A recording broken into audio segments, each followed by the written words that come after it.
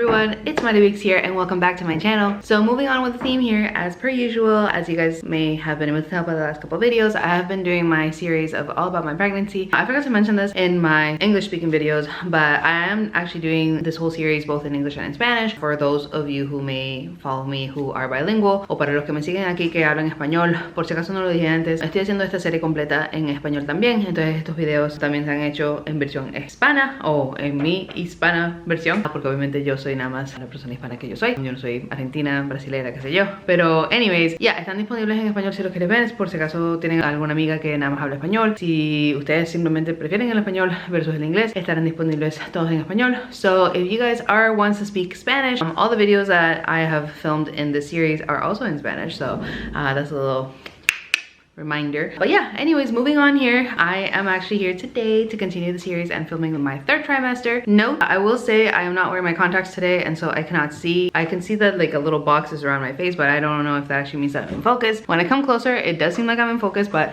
if I happen to go out of focus temporarily or for like a long period of time, I do apologize. I only catch these things in editing. The reason being is that I don't have my contacts in, like I said, and I don't want to wear my glasses on top of my makeup because then my glasses get dirty and then sadly my makeup just gets ruined. And so yeah, but we're here today to continue on with a third trimester video, much anticipated, I would assume. If you guys have any questions related to the first trimester or the second trimester or even me finding out that I was pregnant, please feel free to watch those videos before you watch this one. That way all your possible questions that you may have could be answered prior to this video that may just confuse you, or maybe you don't know what the heck I'm talking about or whatever.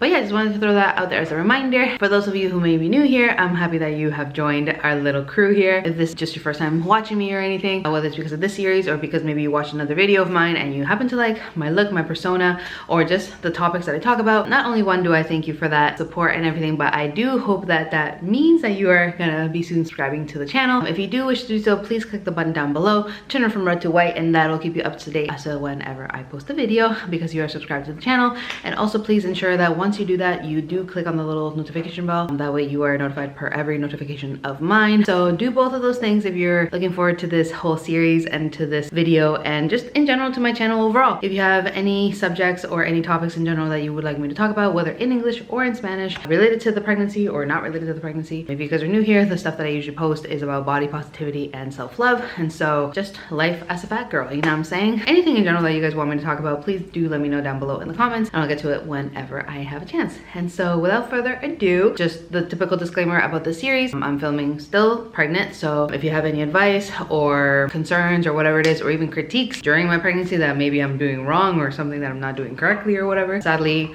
for you, I mean, I'm posting this after I give birth, and so that won't be relevant information anymore, given that if you're giving me advice for what to do or what not to do when I'm pregnant, lol, the time has passed. Don't bother critiquing me or judging me or even giving malintended criticism, if you want to call it that, because I'm not here to judge anyone. I'm literally just on here sharing my story for my pregnancy, and I'm here just sharing what I've gone through, so somebody who may be going through it alone does not have to do that by themselves. And just because, well, people have different experiences, you know what I'm saying? So everything I say in this whole series, and I've been saying it from the beginning, do not take any of the things that I say as Bible or as law, given that everybody's different. Every child is different, every pregnancy is different, every adult is different. And I am filming this, before I forget, on June 16th. I am actually currently filming on about the end of my 37th week. Second trimester has definitely finished, and I wanted to film this now for my third trimester because technically third trimester already did finish.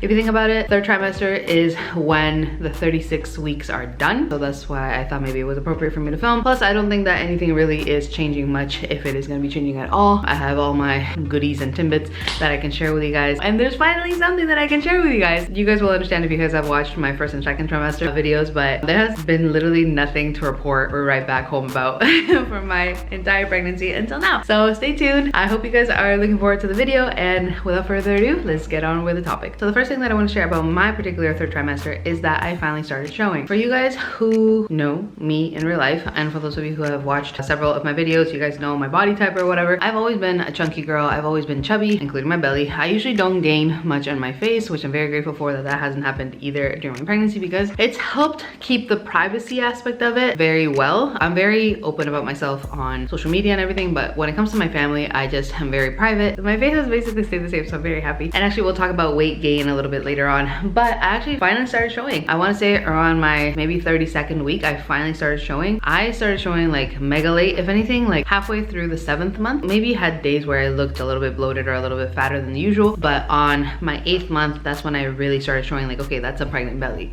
She preggies. She ain't just fat. She like fat and pregnant.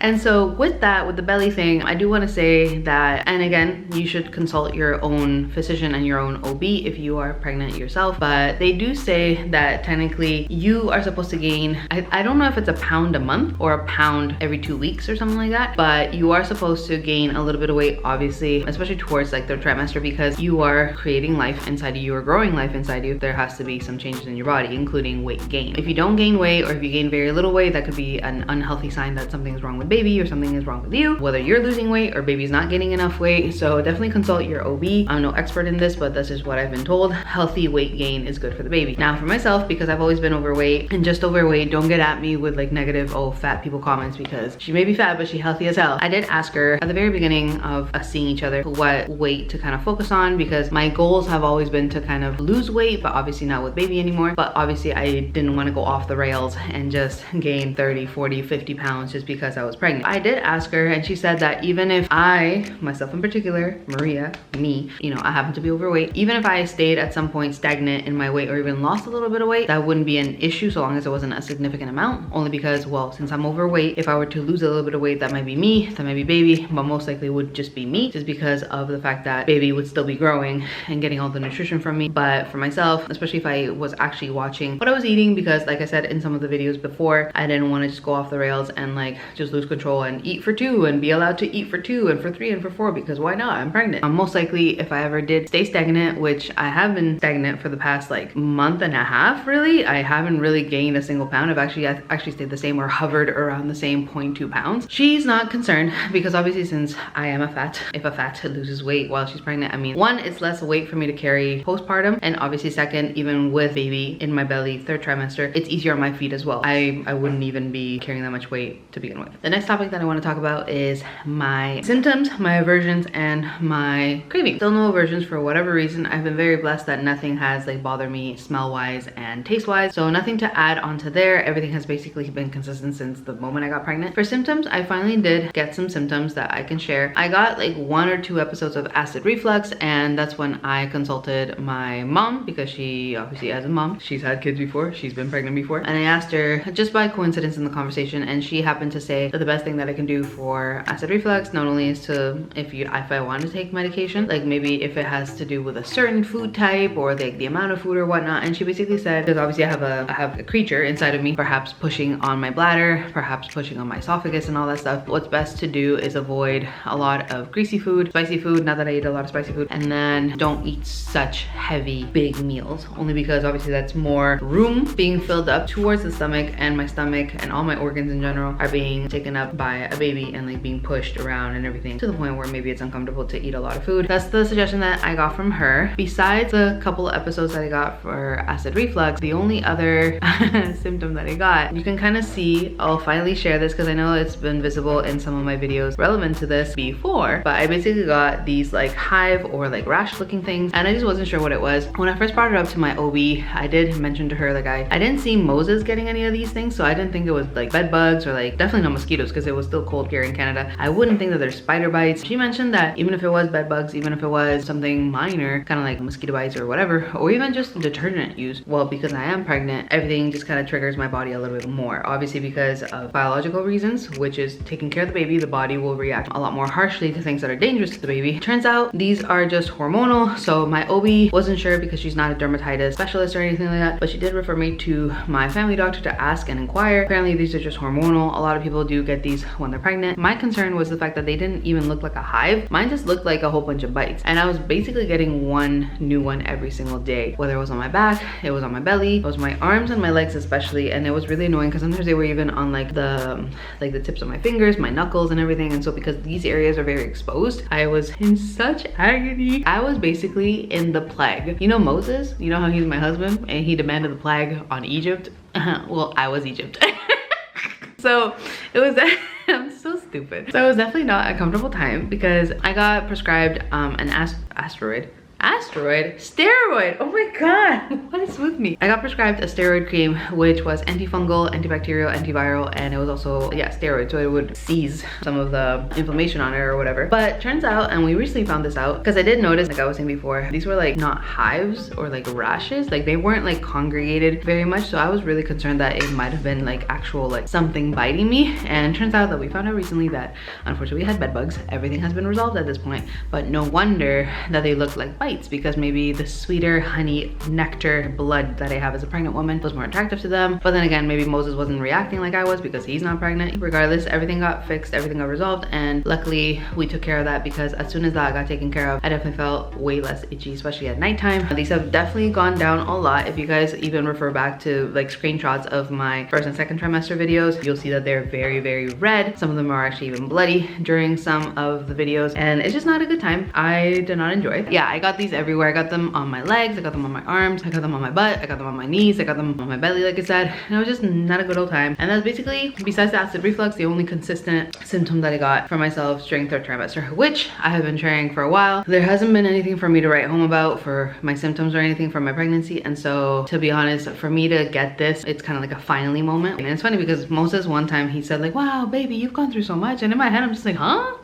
I have? My friend who I told y'all about, when she found out that she was pregnant at like her 6th or 7th week, bro, she was already going through like nausea, headaches, swollen feet and everything. And that's something else that like I'm surprised that with the weight gain and everything, I haven't really experienced much swelling of my feet, which I did forget to mention earlier. The total weight that I've actually gained since finding out that I was pregnant is actually 15 pounds. So I know some people gain a lot more and some people don't gain that much. Like I said, you have to consult with your OB to see what's a healthy weight for you. I think that's pretty normal that for an overweight girl, I haven't really gained that much. I've been keeping pretty active as well. And like I said, no other symptoms besides that. I will say in terms of like cravings, I wasn't craving anything in particular again for third trimester. I will say again, kind of like in first trimester, I was just really hungry all the time. I would be snacking all day or taking more frequent meals or whatever. I don't know if that, because again, I wasn't craving anything in particular, so I don't think I was like deficient in any vitamins or anything like that, but I was definitely like just craving something. I don't know if I had to do with baby, or it could have been the fact that my stepson is here now and he's been here for about 2 months. So ever since we enrolled him in school is like 15-minute walking away. I had to walk him to and from school, so obviously I had to walk to school 15 minutes and come back. That's 30 minutes in the morning and 30 minutes in the afternoon to obviously go get him. So it might have been that as well, just the fact that there's a new introduction of exercise in my routine, and so because of that I perhaps was craving more food,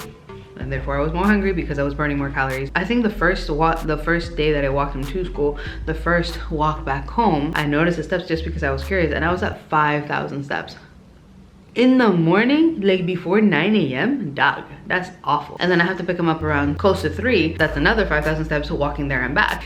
By 3 p.m. I'm at 10,000 steps. So it's definitely something that like for somebody who works from home predominantly majority of her week, I'm no longer working, but when I was without my stepson here in Canada, I would just, if I could reach a nice, hopeful, optimistic 3,000 steps a day, okay, cool. But like by like 3 p.m. I was at 10,000 steps. That's crazy. So I feel like that's definitely why I was feeling more hungry. The next thing that I'll talk about are my feelings and my nerves up to date and all that good stuff. By the way, if I'm looking here, it's because my phone has all my notes. My feelings as of right now, they've definitely warmed up a lot. If you don't know what I'm talking about, please do refer back to the videos that I mentioned before, the first and the second trimester videos. I definitely feel a lot better and way more optimistic about baby girl and my pregnancy in general. There are some things that I'm like neutral about, such as like, lol, I don't want to change diapers. However, I am a lot more positive feeling towards baby girl, the idea of becoming a mom, etc. We ended up having a baby shower, which I'll talk about that in a different video, and hopefully I did end up vlogging it. I caught some clips or whatever, but that'll be for another video. I don't know how much I actually got. I even smile a lot more at the fact that, like, you know, she does kick now, and she kicks a little too much actually, but you know, good thing she's there. I do actually smile at the fact that like I'm getting some presents and I'm getting the house organized and all these things here and there. I'm still in the middle of nesting, but a lot of things have come together, and I'm very happy of the idea of like having a home set up for this baby. I mean, I'm still not like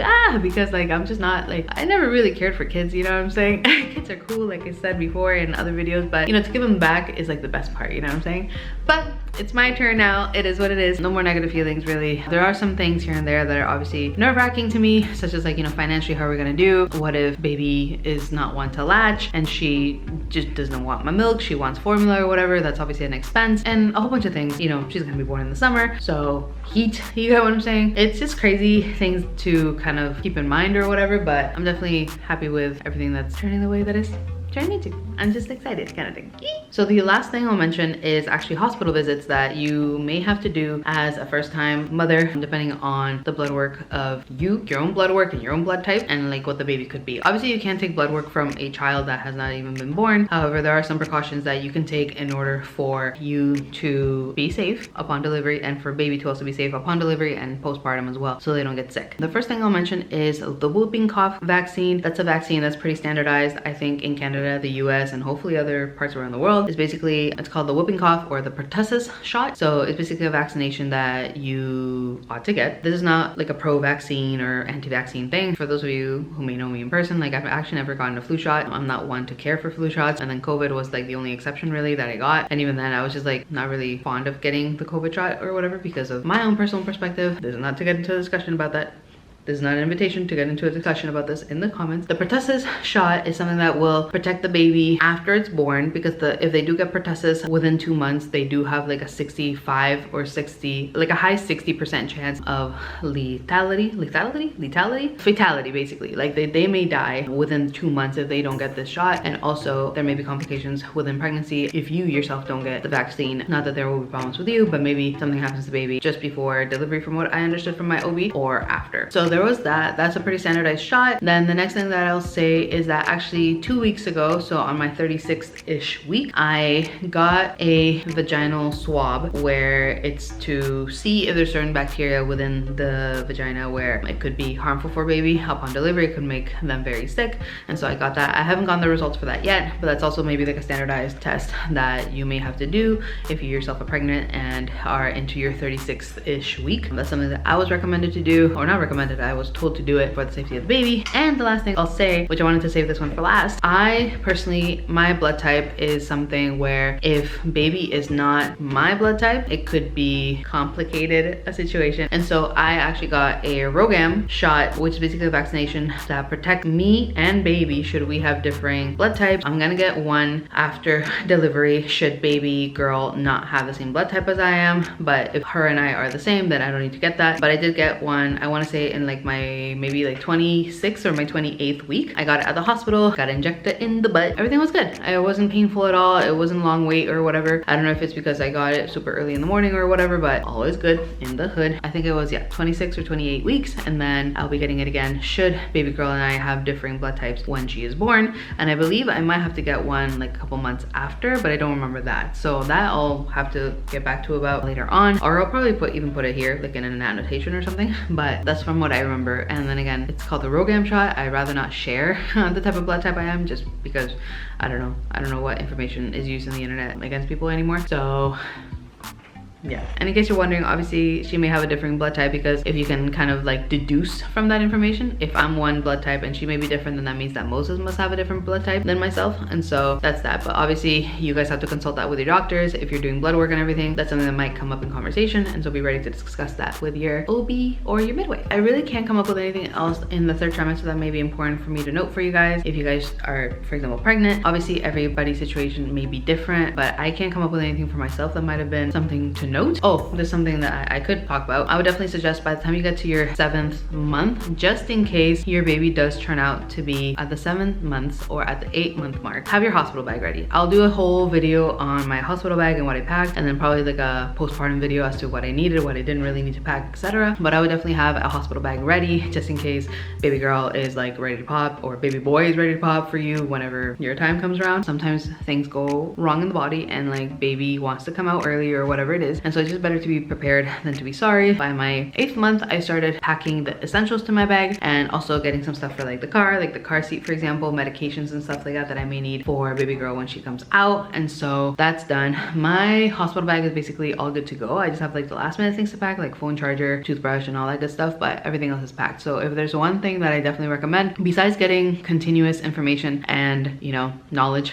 through the internet and through your people who have had babies before, suggest that you start packing your hospital hospital bag by the 8th month mark, so there's no risk of having to go into an emergency visit to the hospital and then all of a sudden you are not ready with their stuff. I think that's everything really that I can come up with for third trimester that may be relevant. Of course, as usual, if you guys have any questions, please leave them down below. In case I missed anything or in case there's something that you're curious about that I maybe didn't get to talk about, please leave them downstairs in the comments below and I'll be getting to that as soon as possible. I hope that you guys really enjoyed the video. If you did, please make sure not only to bless me downstairs with a big thumbs up as usual, please subscribe to the channel down below, turn the button from red to white and you'll be updated as to every single time that I upload a video. And of course, please ding the little notification bell right beside the subscribe button so you don't miss any single upload from me. I really appreciate everyone's support, whether you're new here or you've been a long-standing subscriber of mine. I super appreciate it, especially for those who have been here for a while. The fact that you guys are watching this journey as I go through it, it's really special. I hope this video was beneficial and informative for some of you guys who may be pregnant or have pregnant friends or family members yourselves. Please feel free to share that to them so they are aware of maybe one extra person's perspective on this whole situation or their journey. I hope that this benefits somebody, at least one person, and if it didn't benefit you because you're not pregnant or whatever, I hope this made you smile in some way or another. Yeah, looking forward to seeing you guys in the next one. But until then, guys, keep up the awesome, never change, and I'll see you guys next time. Dios los bendiga a todos. ME GUSTA. Out.